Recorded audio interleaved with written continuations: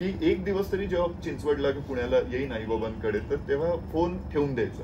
मग जरी बाहेरनं काही सामान आणायचं नाही ते ऑनलाईन ऍपवरनं मागवायचं की जाऊन बाबांबरोबर जाऊया खाली, चला जाऊन घेऊन येऊया. या गोष्टी काय हो एक्झॅक्टली मला केवढं आवडायचं. आणि स्कूटरवरनं साधं सांगतो एक उदाहरण, बाबा स्कूटरवरनं बाहेर जायचं, बाबा मी येऊ, आणि मग स्कूटर मागे बसणार त्यांच्यावर कुठे. तेच आता मी जर चिंचवडून पुण्यात येत असेल तर बाबांचं ते मी म्हणतोय की आई वडील मूल होतात तसे किंवा म्हणतात पुण्यात चाललंयस मी येऊ, मला इकडे काकाकडे सोड, आणि माझा बाबा नाही हो परत, मग उलट जाताना परत लाईक जस्ट तो टाइम स्पेंड करणं. ऍक्च्युली काकाला भेटणं पण नाही, त्यांना की ते जातात ते ड्राईव्ह एक मजा येते. नाही असं काही नाही तो असं नाहीये. कॅमेराच्या समोर सगळं दाखवतं. If I am complimenting him is like yeah I know I do that with my closed ones. We have with us the very handsome as well as the all-rounder Anusha with us.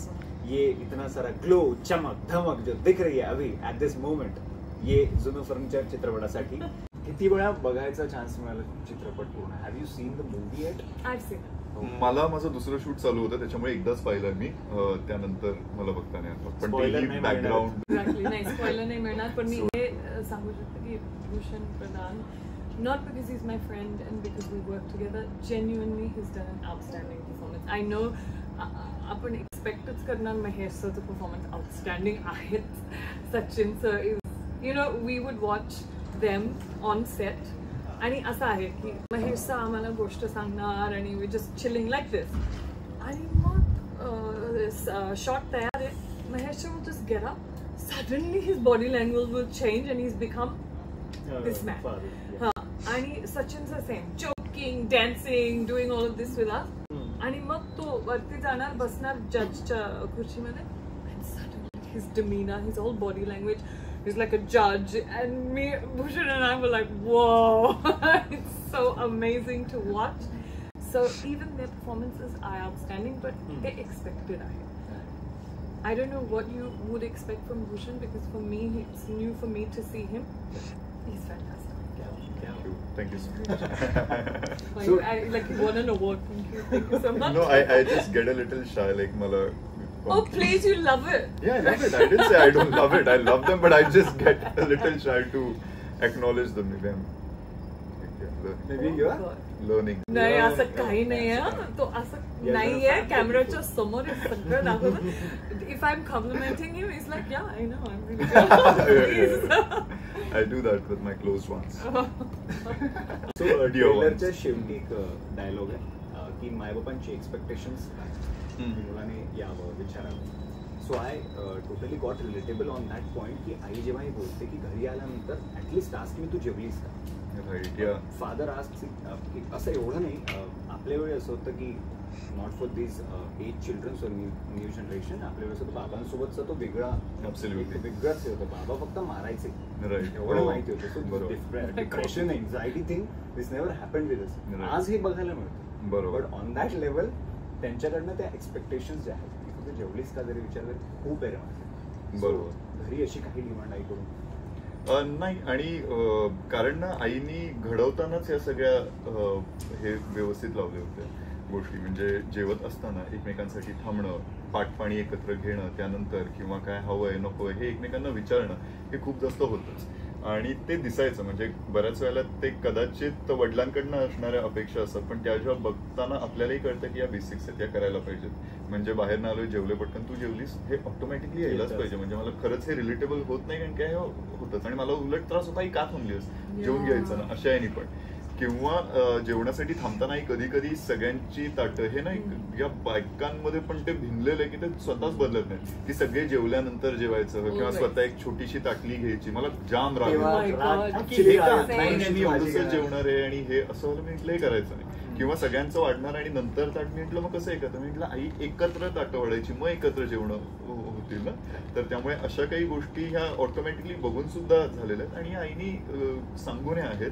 अपेक्षा आजकाल फोनच्या ह्यानी असतात. आणि कारण की त्यांचं म्हणणं एकच असतं, आता तुमच्याकडे गाड्या आहेत, आमच्याकडे एवढे कष्ट, तुम्ही का नाही आम्हाला फिरवू शकत. पण बाहेर इतकं गजबजाट झालेलं आहे त्या ट्रॅफिक मधनं जावंसं नाही वाटत, असा एक प्रॉब्लेमही झालाय.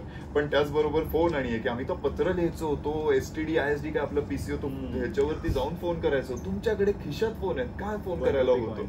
आणि हे जाम खरं वाटतं की हो काय होतं फोनला, पण या धक्काधक्कीच्या आयुष्यात कंटिन्युअसली होत नाही. मग ऍटलीस्ट तो एक अगदी रोज नाही, रोज मेसेज करणं तरी पाहिजे, किंवा नाही तर म्हणजे एकत्र जेव्हा आपण राहत नाही निदान आठवड्यातला एक दिवस तरी आपण ठेवू शकतो की हा जो मी ठरवलंय जे काढायचं, अजून सुरुवात नाही केली म्हणजे जाम बोलतोय. आणि हे बरं मी मुद्दाम व्हिडिओवरती बोलतोय की आई उद्या अजून व्हिडिओ दाखवू शकेल की हे कबूल केलं होतंस तू, की एक दिवस तरी जेव्हा चिंचवडला की पुण्याला येईन आई बाबांकडे तर तेव्हा फोन ठेवून द्यायचा.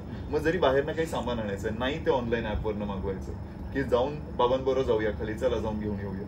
या गोष्टी काय हो एक्झॅक्टली मला केवढं आवडायचं. आणि स्कूटरवरनं साधं सांगतो एक उदाहरण, बाबा स्कूटरवरनं बाहेर जायचं, बाबा मी येऊ, आणि मग स्कूटर मागे बसणार त्यांच्यावर कुठे. तेच आता मी जर चिंचवडून पुण्यात येत असेल तर बाबांचं ते मी म्हणतोय की आई वडील मूल होतात तसे, किंवा म्हणतात पुण्यात चाललायस, मी येऊ, मला इकडे काकाकडे सोड. आणि माझं बाबा नाही हो, परत मग उलट जाताना परत लाईक जस्ट तो टाइम स्पेंड करणं. ऍक्च्युली काकाला भेटणं पण नाही, त्यांना की ते जातात ते ड्राईव्ह एक मजा येते. त्यामुळे हे कुठेतरी चेंज आणणं गरजेचं आहे. आणि हे जुनं फर्निचरमुळे रिअलायझेशन नक्कीच झालं. Anusha, anything from your side? The question is. Sorry, I forgot the question. Any expectations from your parents? आता ते पुण्याला येतच आहेत. हो. But honestly, no. I don't have any expectations. Sorry, from them, actually. do I? They have expectations from me? No. Apart from Marathi. Yeah, maybe just that. चांगलं बोल. No, they've never had expectations from me. Honestly, काय विचारत नाही. They've never put pressure on me for anything. They've always let me do whatever I want, follow my dreams.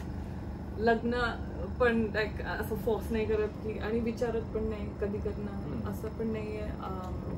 I don't know, they're just really easy people. असं काही नाही. No expectations. Thanks, mom and dad.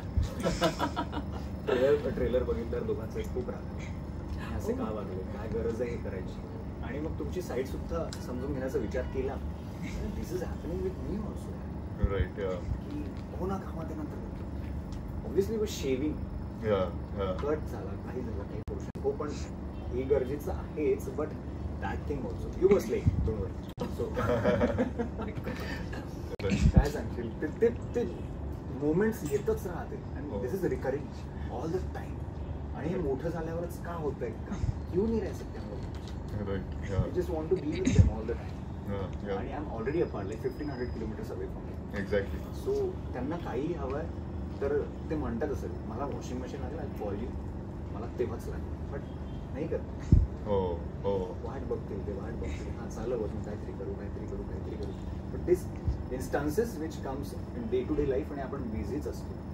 वेळ काढता येतो का की आता last कधी बोललायस की आता थोड्या वेळाने बोलणार आहे, संध्याकाळी बोलणार आहेस, व्हिडिओ कॉल करणार आहेस, काय. मला वाटतं आपल्याला अभय दिसतोय की तो फोन घाईत ठेवतोय, पण at the same time we cannot deny the fact की अभयने फोन उचललाय. शेव करत असताना का होईना त्यांनी फोन उचललाय, तो त्याच्यात घाईघाईत का होईना बोलतोय. त्याच्या धकाधकीच्या आयुष्यात सुद्धा कुठेतरी आपल्याला असं होतं की oh right now not ready for complaints, आणि आता नाहीये तो वेळ, मी घाईत, कारण की is then an emergency, is then an urgency, किंवा काहीतरी अपडेट देणं हे. आणि बऱ्याच वेळेला आजकाल आपण इतक्या वेगवेगळ्या गोष्टींमधनं जात असतो, कारण की मला हे सांगायचं आहे की त्यांची काळजी घेणं मस्ट आहे. आणि ही त्याच मुलांची गोष्ट आहे जी आई वडिलांची काळजी घेतात. ही त्यांची गोष्ट नाहीच आहे.